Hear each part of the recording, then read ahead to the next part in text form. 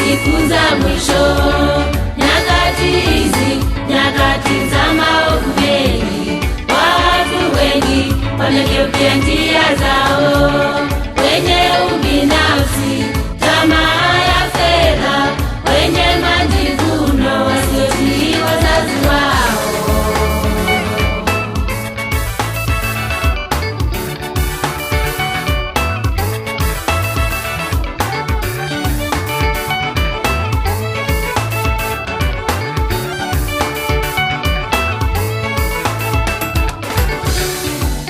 Tujihadhari na manabii wa uongo, watakuja kupotosha, kuhangaisha wewe.